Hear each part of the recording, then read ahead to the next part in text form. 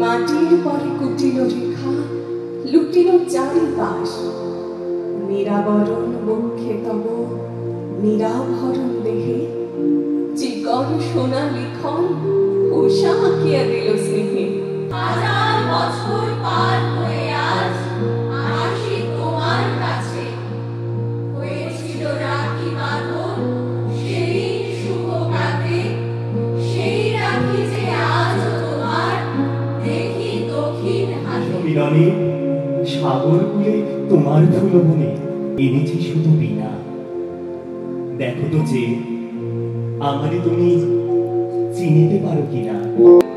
যে ভারতবর্ষ একদিন উচ্চারণ করেছিল ইয়াত্রা বিশ্বং ভবতি এক নিরাম, যে ভারতবর্ষ তার সত্তায় ধারণ করেছে বহু সভ্যতাকে বহু সংস্কৃতিকে, সেই ভারতবর্ষের অন্তরাত্মার মূর্ত রূপ রবীন্দ্রনাথ।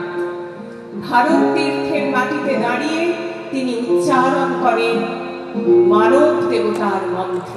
চিত্ত পুণ্য তীর্থে জাগরে ফিরে এই ভারতের মহামানবের সাগর তীরে হেথায় দাঁড়ায় দুবাহু বাড়ায় নমিনর দেবতারে উদার ছন্দে পরমানন্দে বন্দন করি তারে।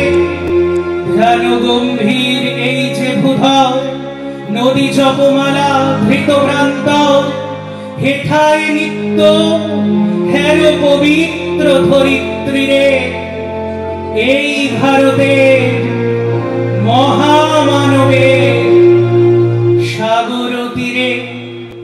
এসো হে আর্য, এসো অনার্য, হিন্দু মুসলমান, এসো এসো আজ তুমি ইংরাজ, এসো এসো খ্রিস্টান। এসো ব্রাহ্মণ সূচি করি মন ধরো হাত সবাকার, এসো হে পতিত হোক অপনীত সব অপমান ভার। মার অভিষেকে এসো এসো তরা মঙ্গল ঘট হয় নিচে ভরা, সবার পরশে পবিত্র করা।